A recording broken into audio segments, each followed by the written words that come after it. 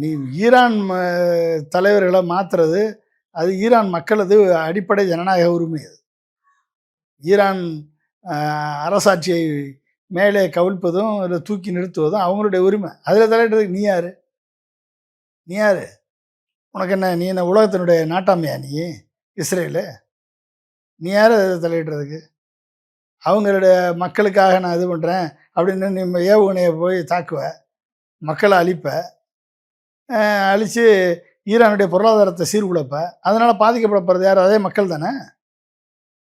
Energy இன்ஃப்ராஸ்ட்ரக்சரை காலி பண்ணால் ஈரானுக்கு ஆயில் வருமானம், கேஸ் வருமானம் குறையும். குறைஞ்சின்னா அது பொருளாதாரத்தை பாதிக்கும், விலைவாசி உயரும். அப்போ பாதிக்கப்பட போகிறது யார்? மக்கள். அந்த மக்களுக்கு நீ என்ன, ஈரானுடைய நான் அரசை தான் எதிர்க்கிறேன், நான் மக்களை எதிர்க்கலை அப்படின்னா, மக்கள் அல்டிமேட்டாக பலியாகிறது மக்கள் தானே. அப்போ இந்த மாதிரியெல்லாம் இதெல்லாம் சும்மா அடித்து விட வேண்டியதான். நம்ம ஒரு இது வருது அப்படின்னு சொல்லிட்டு.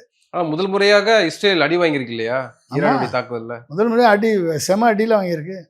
எவ்வளவு மிசைல்ஸ் இஸ்ரேலுடைய ஏர் டிஃபென்ஸ் சிஸ்டம் ஃபெயிலியர் ஆயிடுச்சா. ஏர் டோமாக இருக்கட்டும், டேவிட் ஸ்லிங்காக இருக்கட்டும், இந்த 3 அடுக்கு இஸ்ரேலுடைய ஏர் டிஃபென்ஸ் சிஸ்டம் ஃபெயிலியர். அதை தாண்டி போய் அடிச்சிருக்கல பேலஸ்டிக் மிசைல்ஸ், ஈரானுடைய பேலஸ்டிக் மிசைல்ஸ். ஈரானை ஒட்டு மொத்தமாக இஸ்ரேலை கவர் பண்ணி அடிச்சிருக்காங்க. இப்போ இந்த வட்டம் தெல்லவிலேருந்து அனைத்து பகுதியிலையும் அடிச்சிருக்காங்க. மொசாத் அமைப்பே 200 அடிச்சிருக்கான். இன்னும் 1800 மிசைல் வச்சுருக்கான். யார்? ஈரான் 1800 மிசைலையும் 500 அடித்தான்னா ஒட்டுமொத்த இஸ்ரேலையும் காலி பண்ணிட்டு போயிடும். போர் என்பது எதுக்கு முடிவு கிடையாதுன்றதை இவங்க உணரணும். அவங்கவுங்க ஏரியாவை அவங்கவுங்க வச்சுக்கணும். 1948 யூஎன் பிளான் படி பாலஸ்தீன பகுதிகளை விட்டு கொடுத்துட்டு, அதிலிருந்து ஆக்கிரமிப்பு பகுதிகளை விட்டு கொடுத்து வெளியேறணும் இஸ்ரேல். இதற்கு சர்வதேச நாடுகள், அமெரிக்கா உட்பட ஐக்கிய நாடு சபைகள் இதுக்கு வழிவகுக்கணும். அப்போ தான் அங்கே அமைதி திரும்பும். அதுக்குன்னு தனியாக ரீஹபிலிட்டேஷன் பேக்கேஜ் அனௌன்ஸ் பண்ணணும். மக்களுக்கான வாழ்க்கைக்கு உரிய ரீஹபிலிட்டேட் பண்ணி அவங்க வீடுகளை கட்டி கொடுத்து மக்களை திரும்ப மீண்டும் குடியேற்றம் பண்ணி வைக்கணும்.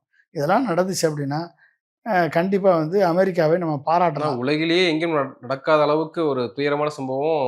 ரொம்ப லோ புரோட்டீனோட, ரொம்ப சத்தே இல்லாத ஒரு குழந்தை பாலஸ்தீனில் இன்னைக்கு பிறந்திருக்கு. அப்போ எப்படி இருக்கும்? எந்த அளவுக்கு அந்த மேல் நியூட்ரிஷன் அஃபெக்ட் பண்ணுது குழந்தைகளுக்கு, தாய்மார்களுக்கு.